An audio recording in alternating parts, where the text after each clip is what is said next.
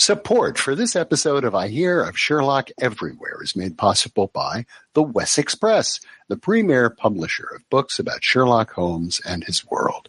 Find them online at wessexpress.com. And the Baker Street Journal, the leading publication of Sherlockian scholarship since 1946. Subscribe today at bakerstreetjournal.com. I Hear of Sherlock Everywhere, episode 147. Sherlock Holmes and Silent Films. I hear of Sherlock everywhere since you became a chronicler. In a world where it's always 1895, comes I Hear of Sherlock Everywhere, a podcast for devotees of Mr. Sherlock Holmes, the world's first unofficial consulting detective. I've heard of you before. You're Holmes the meddler, Holmes the busybody, Holmes the Scotland Yard Jack in office. The game's afoot as we discuss goings-on in the world of Sherlock Holmes enthusiasts, the Baker Street irregulars, and popular culture related to the great detective. As we go to press, sensational developments have been reported. So join your hosts, Scott Monty and Burt Wolder, as they talk about what's new in the world of Sherlock Holmes. You couldn't have come at a better time!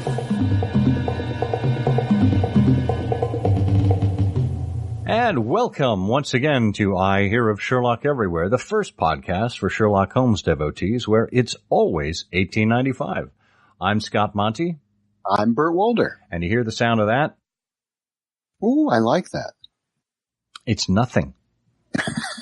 This is an episode about silent films, so you'll be hearing a lot of that in this particular episode, but in between the voices, so listen very carefully.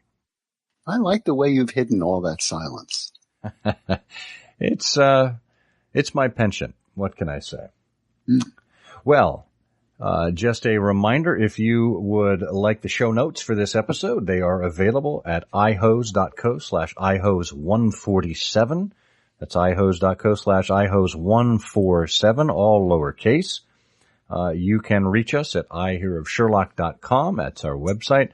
Leave a comment on the show notes here. You can reach us on social media, Instagram, Twitter, Facebook. We are I Hear of Sherlock in every one of those locations. And, of course, there is always the phone. You can still try to call us and leave us a message. 774-221-READ. That's 774-221-7323. Fabulous. We need to hear from you people. Yes, and you know what else we need? We need money. We're not going to be ashamed to ask for it. It would help because we are spending pretty significant sums of money every episode, having a transcription service available, so folks can read the goings on here, the scintillating conversations that we have with our various guests, and we are glad to do that, but we do need your help to make that happen. So PayPal or Patreon are the two ways to make that happen. Both are available on our website. So please do us a favor, check those out. And while you're at it, give us a rating or review on the podcast listening platform of your choice.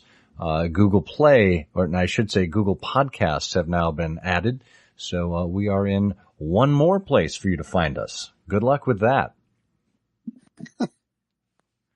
And as long as you're finding things, how about finding out more about our friends at Wessex Press?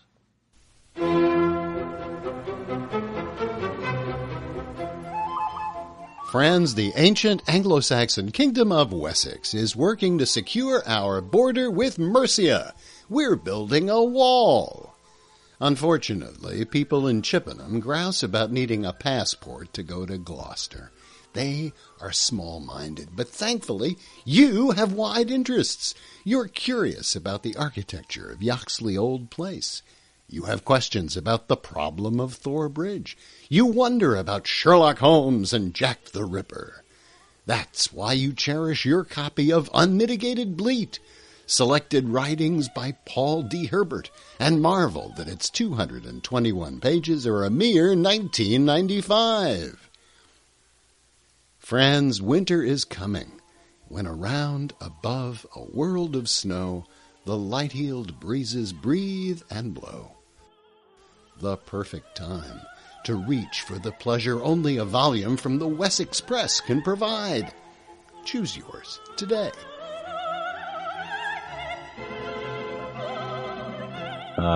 Always good to hear the dulcet tones coming out of Wessex. They're so busy planting and hoeing and selling and thatching their roofs. And I don't know how they find time to operate the printing presses. Incredible people over there. Well, speaking of incredible people, we're about to hear from one more. So, Bert, why don't you tell us all about him? Perfect. What a guest he is. Professor Russell Merritt has taught at Cal Berkeley in the Department of Film and Media for more than 30 years. He publishes and teaches courses on art house cinema, international animation, D.W. Griffith, Sergei Eisenstein, and silent film. He's published 3 books on Walt Disney's early films, Walt Disney's Silly Symphonies in 2006 and Walt in Wonderland in 1993 and Disney's Pinocchio. He's also produced and directed The Great Nickelodeon Show, which recreates turn-of-the-century Nickelodeon programs, which is played at the Telluride Film Festival. He's been awarded a Lifetime Achievement Award by the Denver Silent Film Festival and received the Jean Mitry Award by Le Gionate del Cinema Muto, which is an international prize awarded annually to individuals distinguished for their contribution to the reclamation of silent cinema. And he comes to us as a fellow member of the Baker Street Irregulars, invested as the Trepoff Murder. He's been writing since he was a teenager on Holmes and Conan Doyle for the Baker Street Journal and a variety of other publications. Most recently, he's edited the 2016 Christmas Annual on Gillette's film version of Sherlock Holmes. And in 2016, he was associate producer for the restoration of the Gillette film. And among other things, he'll tell us today about a restoration of The Thought Lost, 1929 German version of Der Hund von Baskerville. Russell Merritt, welcome to I Hear of Sherlock Everywhere. Oh, glad to be here. Let me put out my cigarette.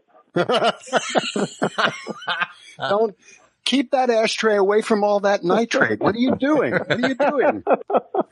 Very nice save. Well, that is quite a VC there, Russell. Why don't we go even beyond that? And if you could share with us when you first ran into this guy we know as Sherlock Holmes. I would have been about 14 years old, and I owe the discovery to a bunch of people, starting with my grandmother. Actually, my first encounter was before I could read, when my step-grandfather said that I would play Sherlock Holmes to his Hawkshaw, a famous cartoon character at the time, and we were going to discover the mystery of the pencil caught in the drain of the bathroom. And I was convinced that it was something my sister had done, possibly the dog. But as the clues unraveled, it became suspicious that I might have been the culprit. And so Sherlock Holmes goes down in defeat. But as I say, this is all before I could read. Now, the official entry point comes with the intersection of 2 events. The first is the publication and the appearance of Edith Meiser and Frank Giacoya's comic strip in the New York Herald Tribune in 1954.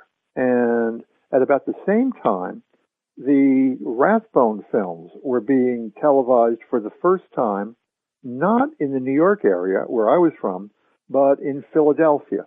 And if you stayed up late enough, this would have been at 1 o'clock in the morning, you could get what were called ghost stations coming long distance after the New York stations had shut down for the night. And the transmission was terrible, but it was all that a kid could ask for. This is long after bedtime, and so it was something of an outlaw activity. it involved the great Rathbone and Nigel Bruce, and it seemed to be coming from another world. So I was hooked. Then was sent to a private school that I absolutely hated.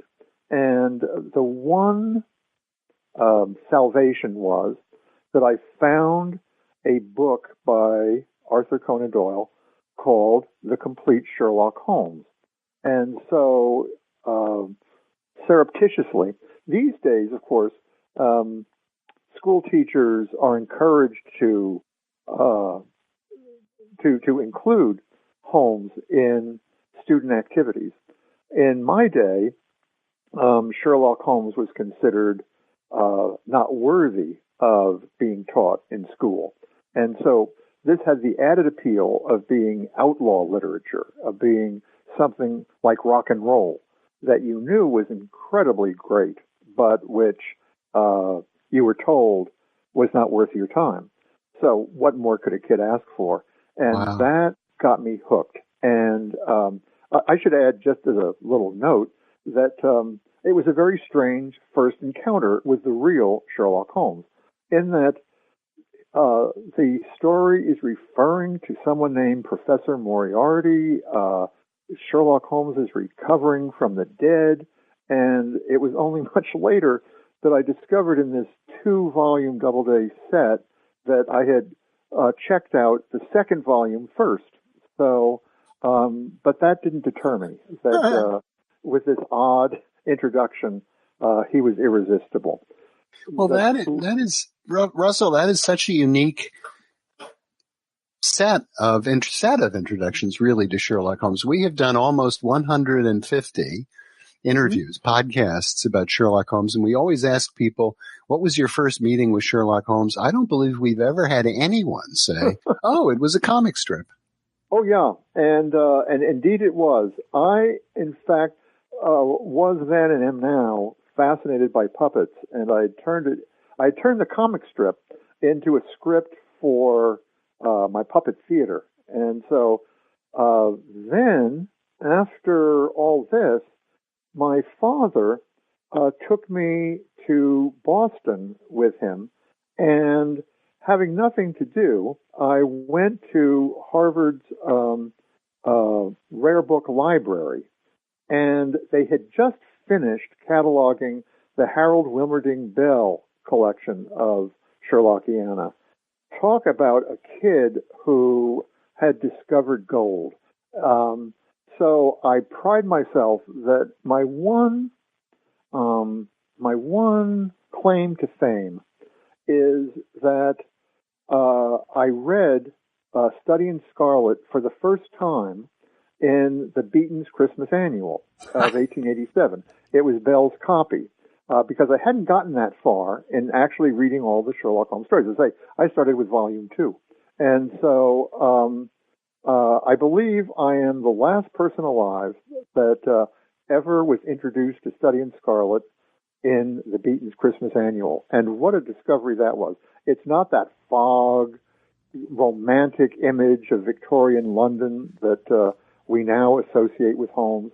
It was this lurid, cheaply printed book with these grotesque Victorian ads, and on the cover, something that seemed, though I now think differently, to have nothing to do with Sherlock Holmes. So I have to ask you about a couple of things here, but let me just make sure I understand it. So there you are at what sounds like the Houghton Library, That's right. sitting, reading A Study in Scarlet for the first time in H.W. Bell's Beeton's Christmas Annual. That's right. That's right. And in those days, you just can't believe it, that no gloves, no little book rest. You know, I'm picturing myself licking my thumb and then turning the page.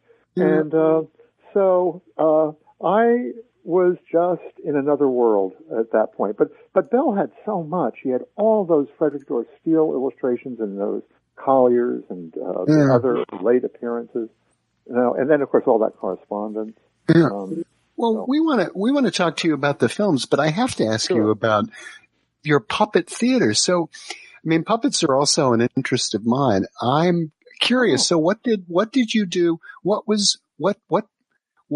did you create and carve and have puppets of Holmes and Watson? Did you have a Baker Street set? Did you did you put this case on for an audience?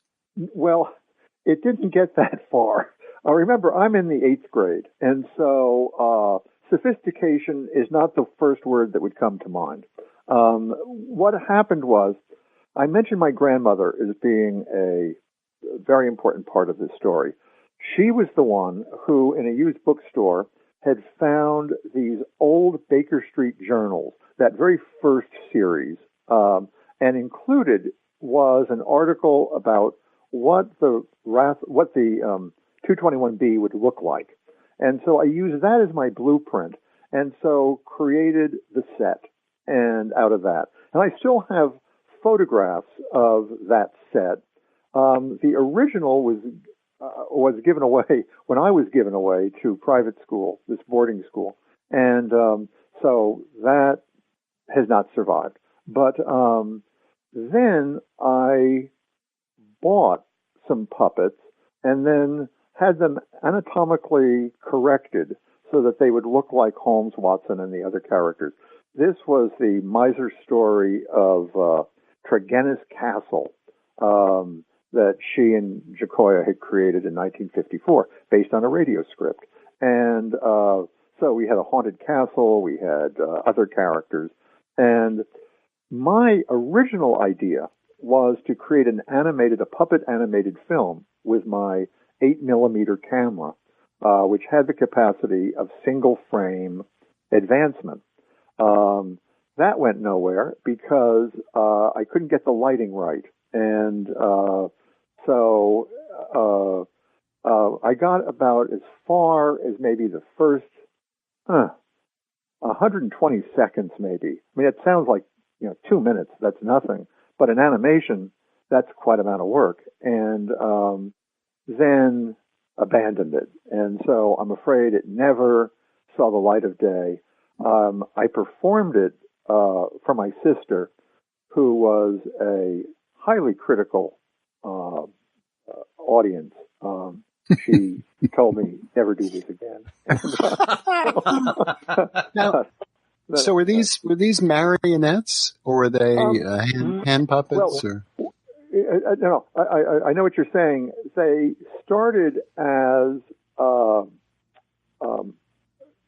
puppets with armature, so they were standalone puppets. But I then, I tell you, when you're 13, you do these things. That I took out the armature and then put strings on them so they could be used as marionettes. And as I say, that's what my sister saw, and mercifully, no one else. So, because you wanted to do stop motion, so you needed the armature. That's right. And so now that I teach animation, I realize how much I had to learn. But that was my attitude back then. I thought this was going to change the world, and so.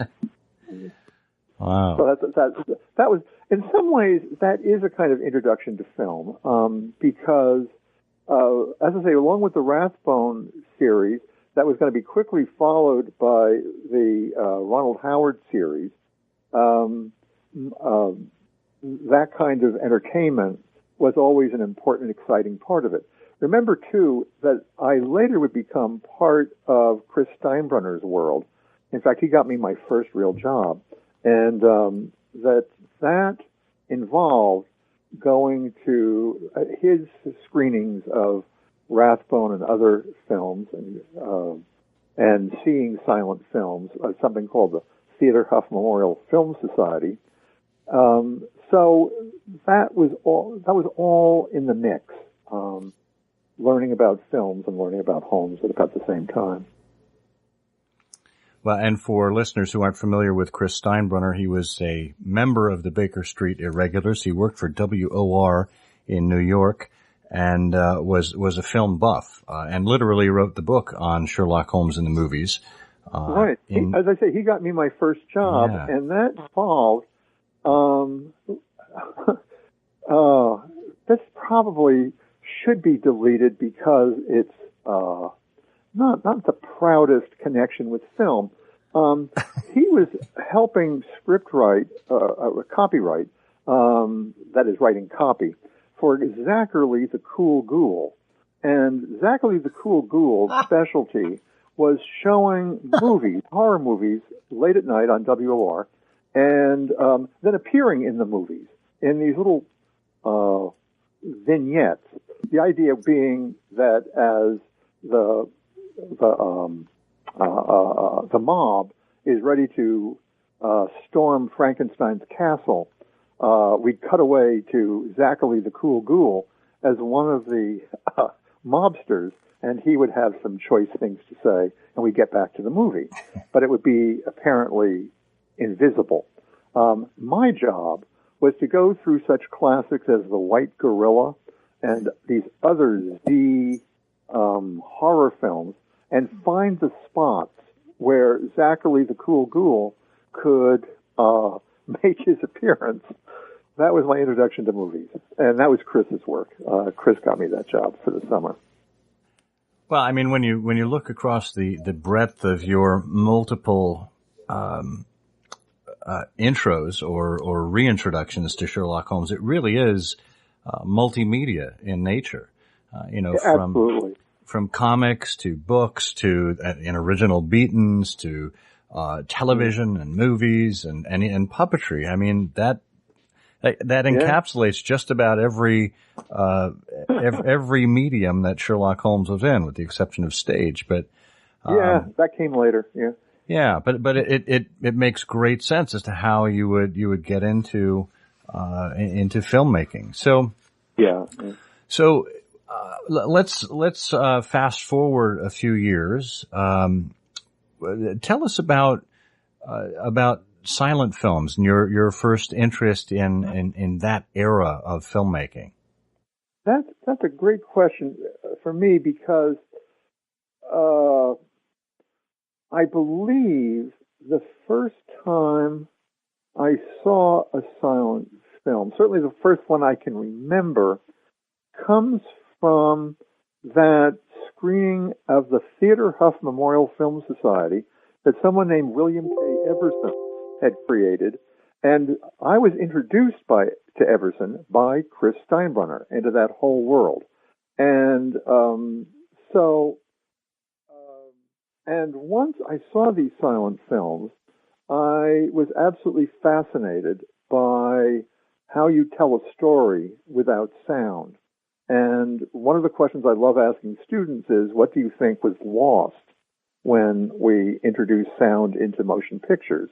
Because the end of that story is that I'm now on the board of the San Francisco Silent Film Festival, and that I still ask that question. When you see these films magnificently restored and in their original prints and with an orchestra or a group performing for them, you realize it's an art form that's been cut off from what we know about movies today. And that gets started at all about the same time. And I never lost my interest in silent film. That, as I did with Sherlock Holmes, there was a period in which I dropped Holmes and didn't come back until the 21st century. Why was that? It was just, oddly enough, it was at the encouragement of another iconic Sherlockian named Nathan Bengus, who was a high school teacher of Latin. Huh. And I met him at my first Baker Street Irregulars dinner, which was in 1957, I think. 1957 or 1958. And when I went off to college and was moving from the New York area out into Illinois to go to Northwestern, he said, put Holmes on the back burner while you focus on other things. And I did. And so that's when I started really becoming a much better student. I was a terrible high school student. And I just became fascinated by the world of literature and of serious literature. And I had just wonderful teachers at Northwestern, and they encouraged me to get to graduate school. And so through graduate school, I was majoring in Renaissance literature, met my wife who was in medieval literature, and so we just went off in a different direction. Not until I moved to Berkeley and to San Francisco that I took a chance on the Scourers, and there were some people there that just made me realize that I can go home. I can go back to my high school and pre-high school days and pick up where I left off and be fascinated by what has happened to Sherlock Holmes in the meantime. So I'm not even sure what your question was, but that was the arc that. No, yeah, that was it, about how you dropped out and what brought you back at that point. As I say, what brought me back was some remarkable irregulars, or I should say Sherlockians. Julie McCurris was one of them. I became something of an oddity when it was discovered that I had been around and that I might be the last person that you talk to. No, Peter Blau would be another one, who knew Edgar Smith and who knew Vincent Scarlet. And so I became this kind of dinosaur who could talk about when there were giants. And so when well, if I may, Russell, it sounds like you were the cool ghoul of the BSI. I know about the ghoul. I don't know that my high school playmates would have said cool, but you never know. And so, but I got to say that I love attention, and so when they just found this curiosity in me, that I reciprocated and just got fascinated by what was happening with the irregulars, and so have been active with the Scourers, and through them, when Mike Whalen called to the Baker Street irregulars themselves, and so as I recall, I attended my first new Baker Street irregulars meeting in 2009. As I like to say, Julian Wolfe was after my time. And so that's about when I dropped out and have been going ever since. Yeah. Well, that's amazing. That's almost a 50-year gap there. You could say. Yeah. Right.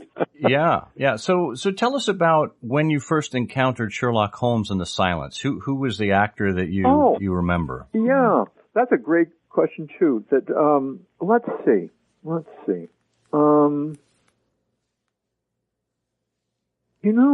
I'm not sure. It probably was Barrymore in the Goldwyn film, but that had not. The reason I worry about that is that it hadn't been restored. That was Kevin Brownlow's restoration, and I don't know how I could have seen it, except that Everson might have had a bootleg print. But the first silent Sherlock Holmes, that's a toughie, because it certainly wasn't Eille Norwood, and it certainly wasn't Sherlock Holmes Baffled. Do you remember the first viewing that you saw? Was it were you exposed to Norwood first, or was it someone else? No. Norwood is rather recent. Okay. But boy, when he hits with full power. That was an event. Well, let's talk about that then, because we had occasion to be with you and to see a screening of some Eille Norwood films at the BSI Chautauqua event I guess that was in the fall of 2016, if I'm not mistaken. That sounds right. Yeah. And that comes in the wake of visiting the British Film Institute, the BFI, and asking to see the films that they had of Eille Norwood in their vault. They have virtually every one of the 45 Eille Norwood short films and the 2 features that he made. They were a donation by the film's producer, Oswald Stahl, who created a successful film production company to service his theaters, Stoll Theaters. And but they were very reluctant to let these films out of the vaults. Now, before that, and this may well have been my introduction to the Norwoods, UCLA had included Sign of Four among the films that they were showing as part of their Holmes on-screen retrospective. And I forget what that year was. No, I've just forgotten what year that was, but it's the one that Les Klinger helped organize. Right. And so that was an occasion. Phil Carley had played the piano for that one. And since that is arguably the best of the Norwoods, it's just a remarkable film. Comes late. It's the last Norwood in the series, a feature that has in some ways modernized the Holmes story. You'd still recognize it as Sign of Four, but much revamped, with this thrilling finale taking place on motorboats, zipping down the Thames. That was a vivid kind of game changer. But as I say, I was invited to speak on another subject over in England on color, and said, as long as I'm over here, let's see what else you have, and was blown away. And I've become ever since a kind of crusader for trying to liberate the Eille Norwoods from the BFI's vaults. There is a legal problem that they have, and it may be just sorted out now. We thought we were going to be able to distribute them in the United States. My colleague David Shepard and I, who was a very accomplished entrepreneur in restoring and distributing silent films, got interested. But if you want, I can go into that legal argument. But in any case, it never happened, and so we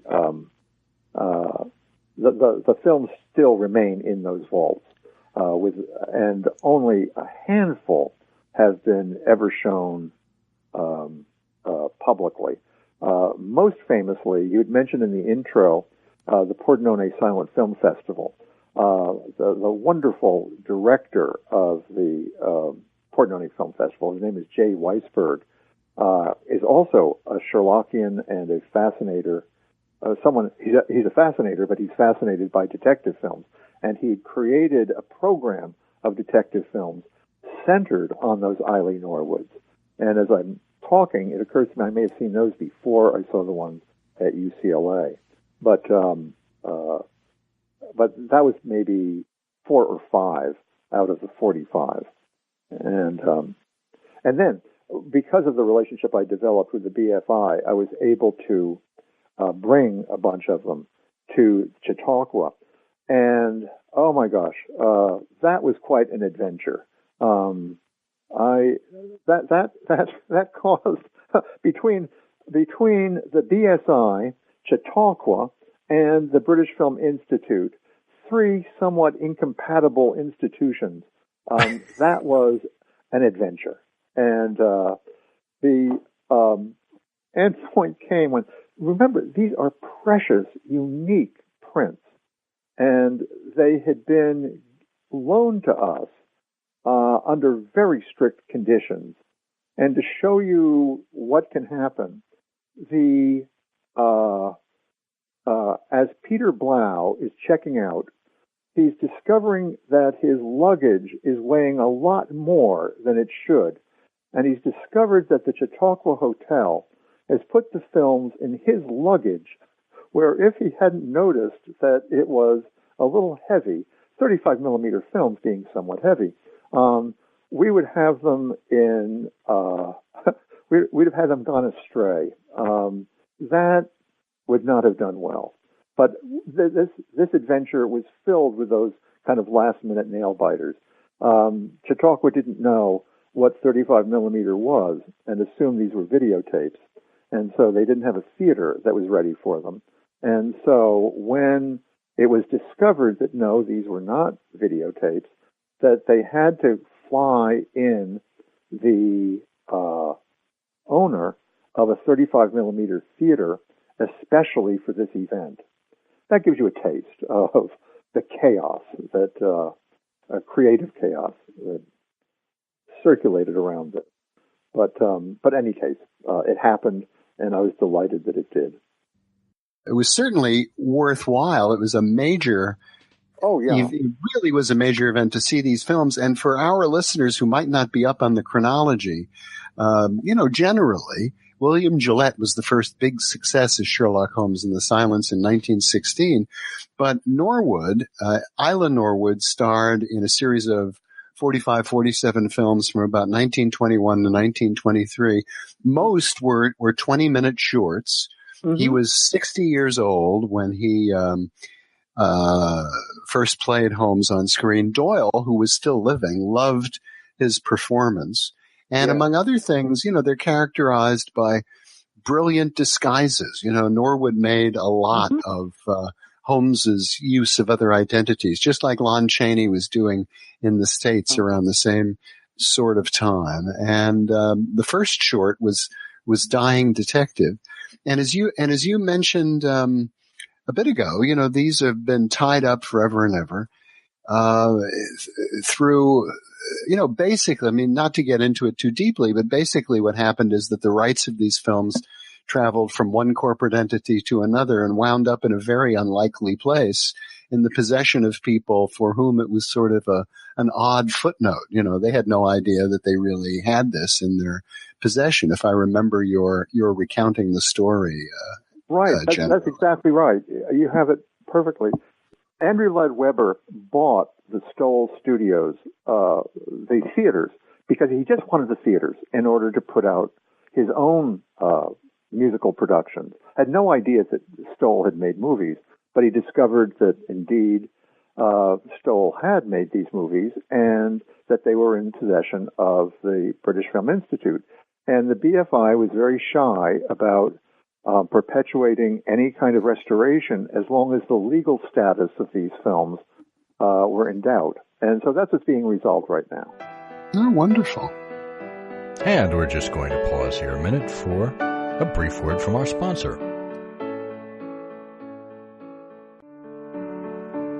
The early days of Sherlock Holmes are synonymous with the Holy Three: Christopher Morley, Edgar Smith, and Vincent Sterrett. And it is, of course, Sterrett who is inextricably linked to the city of Chicago. In the earliest days of the Baker Street Journal, there was a profound evidence of contributions from that trinity. In fact, the very first issue of the BSJ included contributions from all three, including Vincent Sterrett's Calix meus inebrians quam praeclaros est. That's My Cup Runneth Over in English. Looked at the man and not the legend of Sherlock Holmes. Christopher Morley contributed his now legendary Clinical Notes by a Resident Patient. And Edgar Smith kicked it all off with his first editor's gas lamp, The Games Afoot. We're also treated to a piece by fellow Chicagoan J. Finley Christ, whose chronology and four-letter abbreviations are still used today. Christ went about an identification with James Boswell and the island of Ufa. There's so much to be gotten from these early issues, available at your fingertips in the eBSJ, a single-disc volume that contains the totality of the Baker Street Journal's archives from 1946 to 2011. Have access to these legendary essays and analyses and much more by visiting BakerStreetJournal.com today. Yeah, and it was when the program that you put on in Chautauqua, it's a shame to describe this to people who weren't there, but it really was a wonderful opportunity to spend several hours and I was going to say revisiting these films, but as you pointed out, they've never been seen in the United States. That's right. They had been shown once in the United Kingdom and then put back into the vaults. That in itself gets to be an interesting story, but that was the fact. And so that was, and when we say that they weren't shown, I had never seen them before. These were not among those that I'd seen, and so to see them on a big screen as opposed to a monitor was in itself a revelation. As you say, Norwood is remarkable both for his ability to project thought from a silent screen and for, as you pointed out, the multiplicity of disguises. He was a master of these disguises. Even when you think you know what's coming, you're never quite sure whether that's Norwood under the wig. And so, yes, that's part of the fun. But also they're very well adapted to the requirements of the silent medium. And in two, as you say, it's 2 reels, 20 minutes, and Conan Doyle just loved it. Many have said that Conan Doyle revived Sherlock Holmes in the stories that became the case book on the basis of the success of these films. And I can believe it. Well, that makes a lot of sense. You know, I mean, at that point, it was it was the canon in multimedia. You know, where you had you know, from magazine to book to back to magazine to film, back to magazine and book. Fascinating. So, you mentioned Gillette as having been the icon, and for pretty much forever, we thought that the stage or the film adaptation of Gillette's famous play, which was made in 1916, we thought it was lost, but it was eventually found, and we helped publicize that on IHearOfSherlock.com. But why don't you tell everybody, kind of behind the scenes how this all worked out and what you saw from your very unique perspective? This was one of those days you live for. I got a phone call saying that the Cinémathèque Française, the great film archive in Paris, had discovered this negative 35 millimeter work that they thought was by William Gillette. Would I be interested in corroborating this? So, I mean, what can I say? I think before they finished the question, I had said, "Are you kidding?" And so, sure enough, it was a version of the Gillette film with French titles, and it had been discovered by a routine investigation of this enormous backlog that any large film archive has, but which the Cinémathèque has in particular. One of the questions that gets asked by people who don't know about archives is, how could it have been lost for all these decades? No one involved with archives asks the question because they know exactly what happens, that you get an enormous contribution, a donation, and there's more in it than you can catalog. And so you push it. So you do what you can, and then another collection comes in, and another collection comes in, and the stuff that hasn't been properly cataloged gets pushed further and further back into the bowels of the cellar. And that's exactly what happened to this box. The box in question was all Sherlock Holmes, and it had the man who was Sherlock Holmes, a German talking picture from the 30s. It had a couple of reels from the Ronald Howard films. And so the catalogers just assumed, oh, we already have this. In fact, these are not unique prints, so onward to the next one. They never looked at the bottom of the carton, which is where the gold was. That was the negative of the French release of Sherlock Holmes. But sure enough, it finally was unearthed, and they just wanted confirmation of what they had.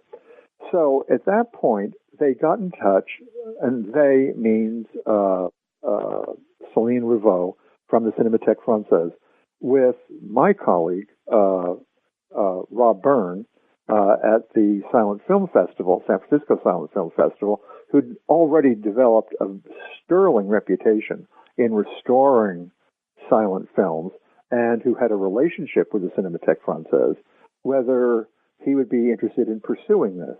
And he contacts me, and the ball gets rolling. So the Cinémathèque and the Silent Film Festival become the co-producers of this, and I become an associate producer. The fascinator about this material is that the titles are in French, and they're what are called flash titles, only 2 or 3 frames. The idea being that it was expensive to transport subtitles and intertitles over across the seas. And so, since they're going to have to be translated anyway, you just clipped out 2 or 3 frames to represent the title and shorten the amount that has to be copyrighted. So that's what we had. These were in French. But there was another thing, that this was the French version, which meant it was identical to the American release, except it was being released as a serial. And that leads to the final discovery we made, which is that this film is not shipped until long after it had finished its American release with this failing company called S&A, and is now being put together by a fly-by-night French serial company that has no knowledge of Sherlock Holmes, no knowledge of Conan Doyle, and very little knowledge of the English language. So when they are translating into French, it is comic. They keep on referring to how our characters calling Sherlock instead of Holmes.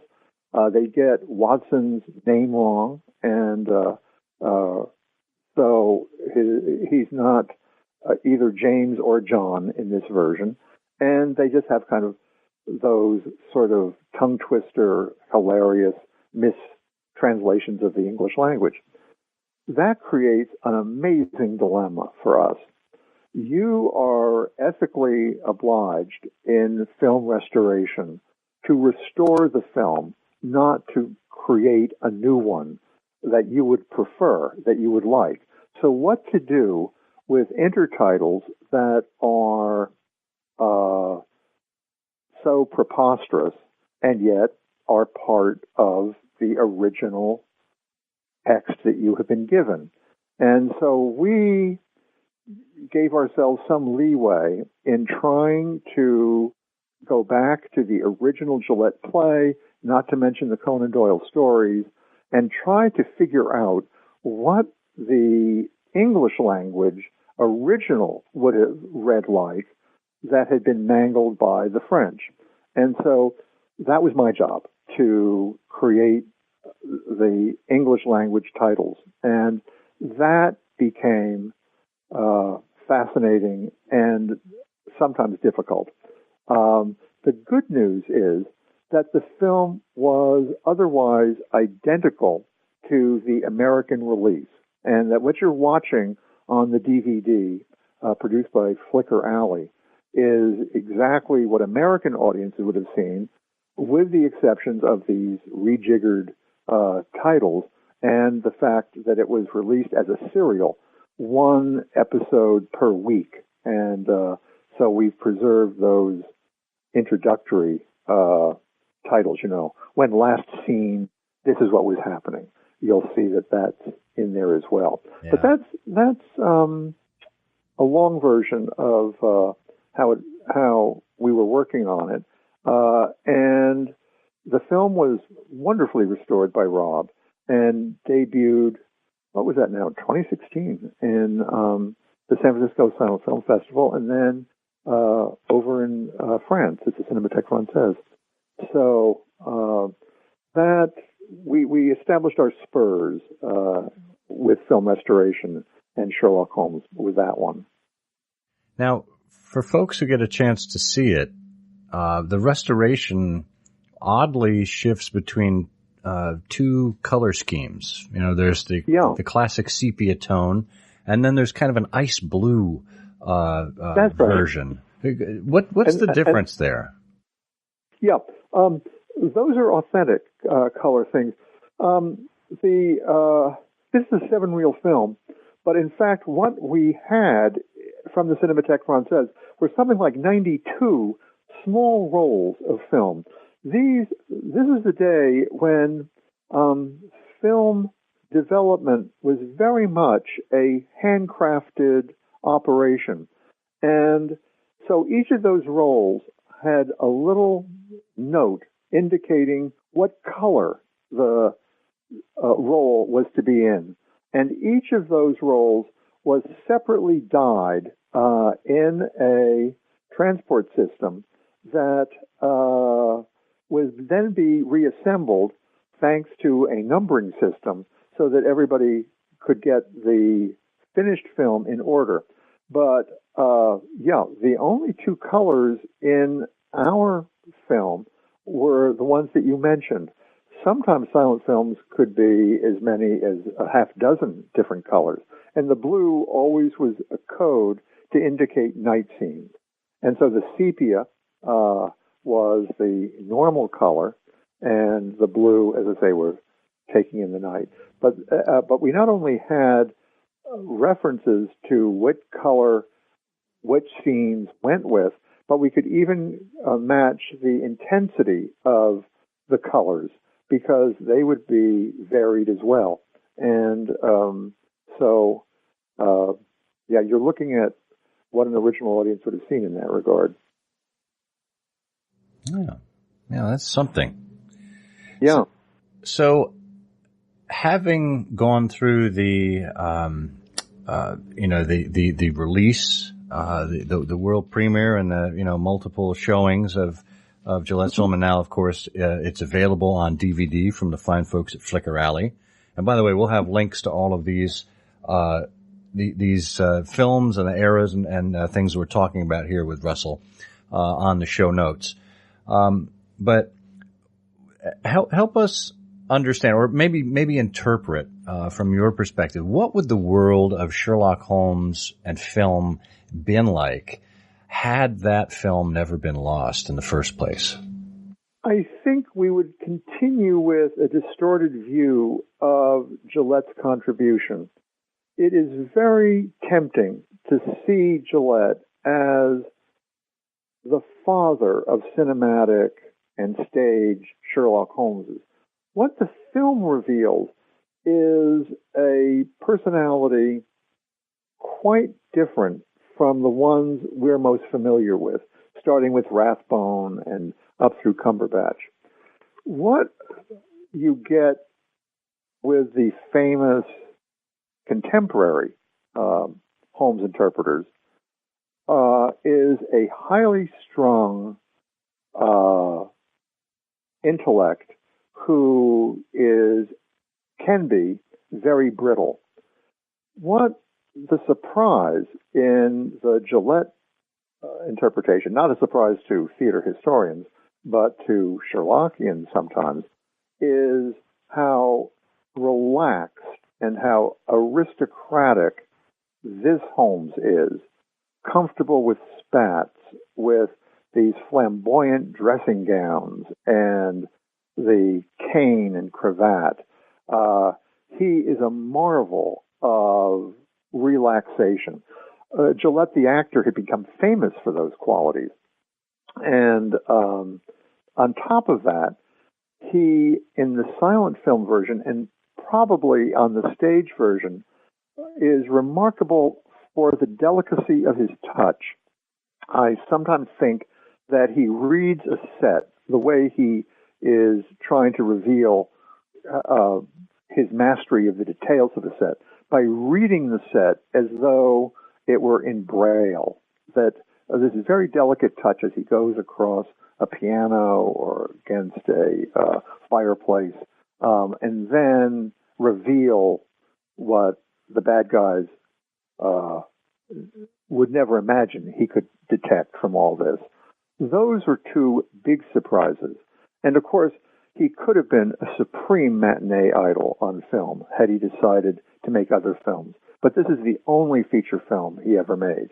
And so it becomes this unique insight into this icon that is cut off in some ways from his successors as he provides the floor plan. The floor plan is much better indicated by what he does with Moriarty. In this film, we have Ernest Maupin, another classically trained actor, playing opposite him. But Maupin is in a long line of Moriartys that Gillette worked with. And what is interesting to me is that Conan Doyle, of course, had done away with Moriarty the way he had with Holmes. And it was Gillette who revives Moriarty and reinterprets the Moriarty character. No longer this weirdo who operates by himself and by remote control in an academic setting, but rather a hands-on organization criminal who, in fact, of course, the original Moriarty has his organization, but this is a hands-on guy who now operates not in a library of his own in an academic setting, but rather in a underground a cellar and with all the trappings, and is constantly interacting with his gang. That's all Gillette.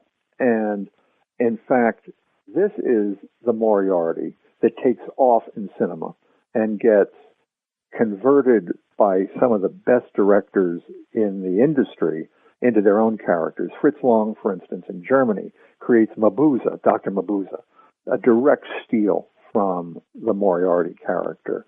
Sergei Eisenstein, in his film Stashka, Strike, creates a kind of parody of Moriarty.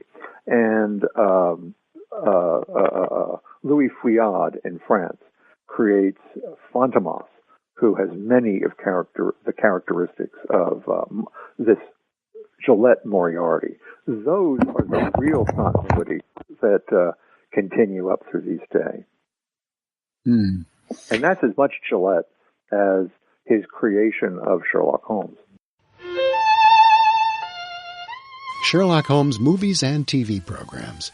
There are thousands of hours. How will you ever have time to see them all?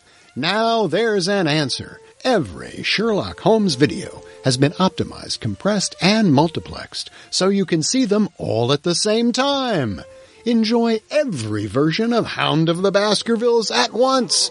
Man's or a woman's? Footprints of a gigantic hound. Footprints of a gigantic hound. With new high-definition soundtracks for every Silent Holmes film ever made. It's the only streaming video service that delivers the 3 C's. Collapsing, cortex, cacophony. Cacophony. So fire up your viewing experience with Firehose Streaming.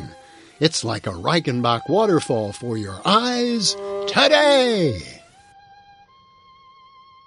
Well, these are great milestones, and to talk with you about them and listen to you describing these various factors that make all this literature and these works so interesting and enduring and enjoyable, seeing them again and again, is really wonderful. What can you tell us anything? I remember at the end of Chautauqua, and now obviously more recently, there's been some more work around this German, der Hund von Baskerville. Yeah, can you tell us what can you tell us about that? That sounds like the next interesting event on the horizon.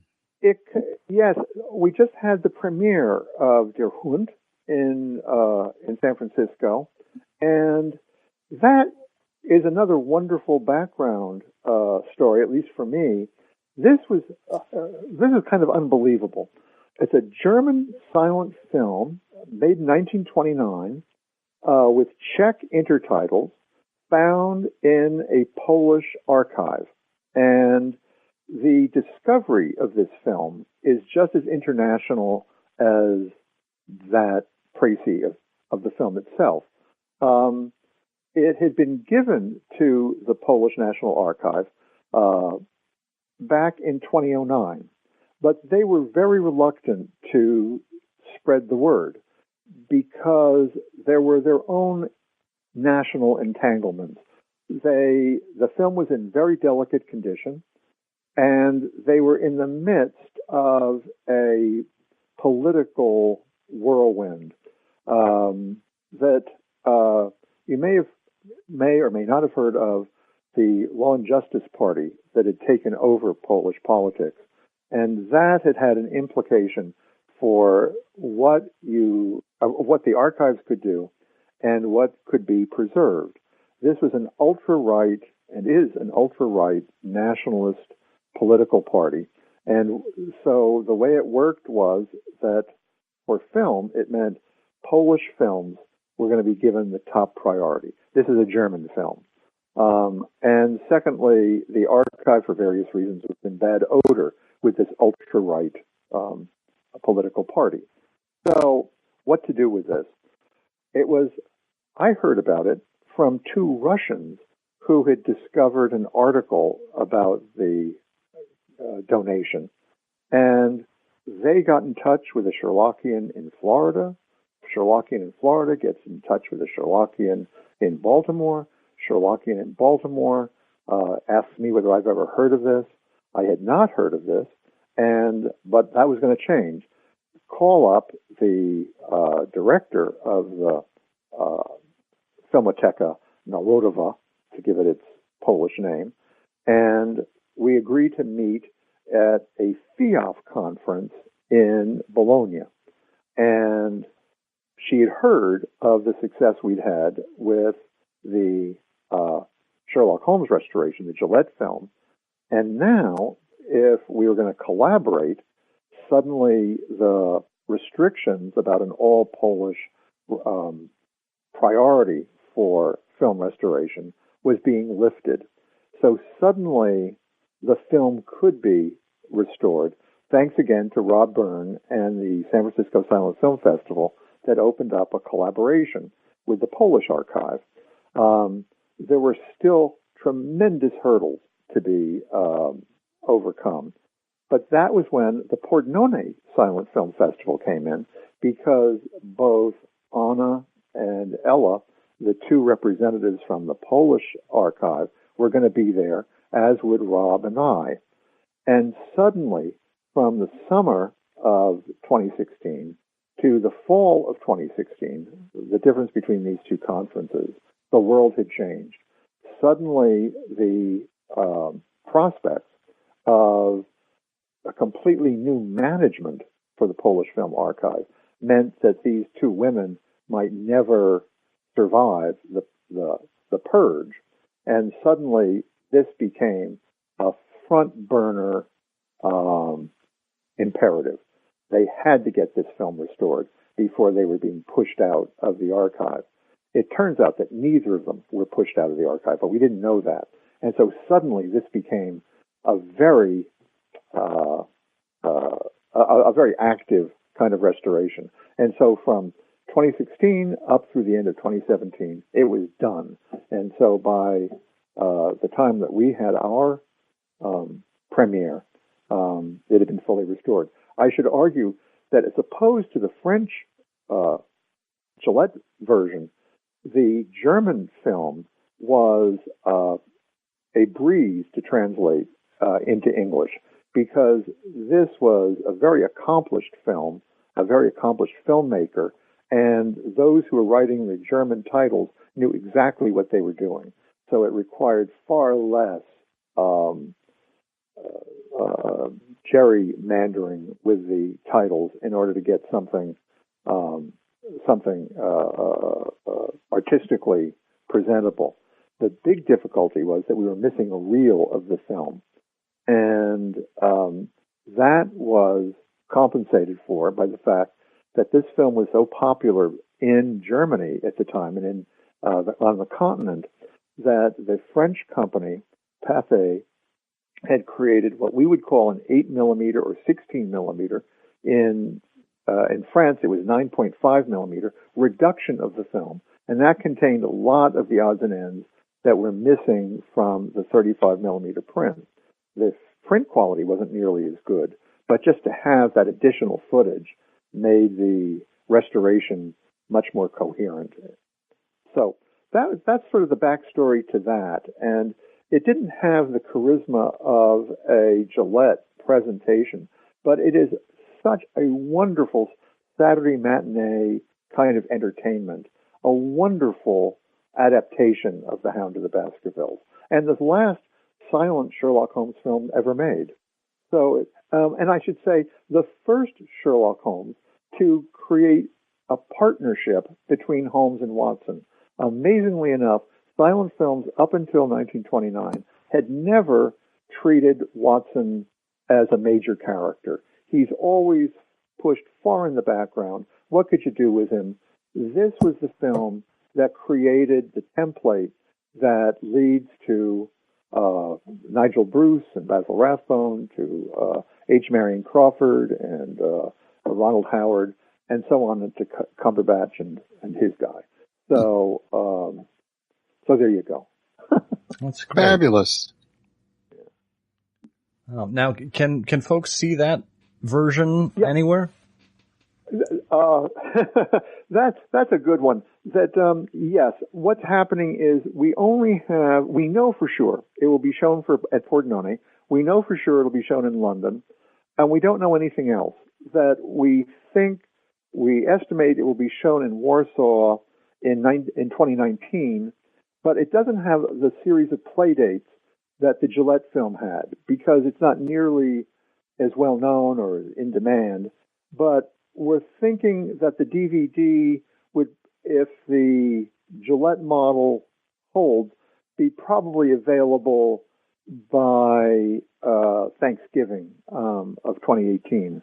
And so all the work's been done. It's just a question of the timing for a DVD release. Flicker Alley will be distributing it as it did the Gillette film. And so what I like to say is that when we announced that the Gillette film was being restored and being shown, the response was, how can I get there to San Francisco? Now, with this film, the response seems to be, when will the film come to us? So that's less. I can't give a specific answer to that until we know more about what the film festivals. It'll be shown with film festivals, and but we don't have that information quite yet. Okay. Excellent. Good to know. Well, Russell, this has been absolutely fascinating. I have a feeling we could sit here with you for another, probably 3 or 4 hours and still not even begin to scratch the surface. Thank you for taking the time to be with us and for sharing your encyclopedic knowledge of Sherlock Holmes and the silent movies. I've got to say, Bert, that it's just been an absolute pleasure to talk with you. I thank you for such smart questions. Thank you for smarter answers. Well.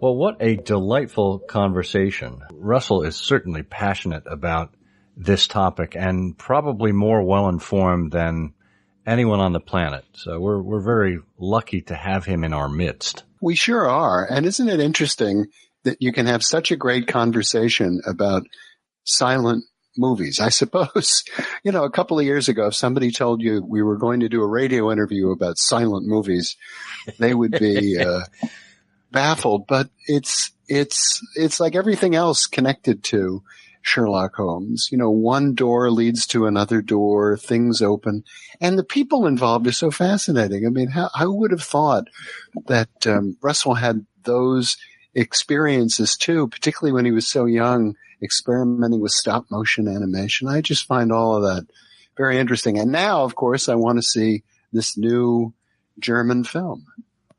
Yeah, absolutely. I'm really looking forward to that. Hopefully Thanksgiving will hold as the date. And, speaking of making an entire episode about silent films, this kind of blows my original plan, which was to release episode 147 here as simply an hour of dead air. Oh, with projector noise. It needs projector noise. Get the projector going in the background, right? And the piano player there to just score it for us. You can read the subtitles. Yeah, there you are. Oh. Well, picking up a little bit on Sherlockian news, it is the summer, so things are a little quiet right now, but one thing that I saw recently is that there is a faith school, the Yesodi HaTorah Senior Girls School. It's a state-funded Orthodox Jewish secondary school in North London. They have been put on probation, and primarily for censoring Sherlock Holmes stories. They don't want the kids reading Sherlock Holmes. But to be clear, they also don't want them seeing Picasso's art, nor reading about Elizabethan England. My goodness, of all the things to censor, going back to Sherlock Holmes. Yeah. Evidently, the staff had gone through all library textbooks to blank out bare skin on ankles, wrists, and necks. Oh, my goodness. Yeah. So even the Victorians would sneak a peek at ankles every now and then. Oh, yeah. Crazy. That's all that we have in the way of Holmesian news this time. Which means it must be time for everyone's favorite game show, Canonical Couplets. Hooray! Oh, yeah, we love Canonical Couplets here. And, of course, you remember the last one that we had. It was a little trickier than usual for episode 146. The canonical couplet was, "When noble dukes such doubtful aims pursue, they cause a mercenary point of view." The correct answer to that, the story referenced was... Oh, everyone knows that's the Priory Gables. No, the Three Schools. The Priory School, that is absolutely right. And we had a fewer number of entries this time than previously, but we do want to give them the benefit of winning a prize, so we'll put their names jumbled up in the random number generator barrel. We will spin it around. And it comes to rest on number 8. Number 8. And that lucky winner is David Rosenbaum. David, congratulations from everyone here at I Hear of Sherlock Everywhere. We will be getting in touch with you about arranging to get a prize your way. Oh, that's nice. We'd heard from David recently, didn't we? He had an interesting comment, but I can't remember if it was with this podcast or with Trifles. I think it was on Trifles. And we should point out that we love comments because so many of the comments are sort of moving ahead this Sherlockian scholarship and pointing out things that are very interesting, possibilities and alternatives. So that's so please keep commenting. Yeah, so things that we are too daft to recognize or point out ourselves. Well, let's get with the program here and finish up the Canonical Couplets program with this week's entry, or this episode's entry. Let's go with this one. To see a genius in his tracks arrested, just whisper Norbury as he requested. If you think you know the answer to this canonical couplet, if you can identify the Sherlock Holmes story that it refers to, jot us a note at comment@ihearofsherlock.com. Put canonical couplet in the subject of the email, and with any luck, you'll be selected randomly to win a prize from the iHose archives. Thanks for playing. Well, Bert, any summer plans before we get to our next episode? No. I'm just doing business travel, going to places that are even hotter than New Jersey. Well, we'll be shooting off fireworks here in the front yard, making sure we don't blow anyone's thumb off because we don't want to end up like Victor Hatherley. If you have to Google that, go right ahead, but we think you all know pretty much what we mean by that. And so the guy currently with 2 thumbs up says, I remain Scott Monty. And the guy with this fuse getting shorter and shorter says, uh-oh, I'm Burt Wolder. The game's afoot. I'm afraid that in the pleasure of this conversation, I am neglecting business of importance, which awaits me elsewhere. Thank you for listening. Please be sure to join us again for the next episode of I Hear of Sherlock Everywhere, the first podcast dedicated to Sherlock Holmes. Goodbye, and good luck, and believe me to be, my dear fellow, very sincerely yours, Sherlock Holmes.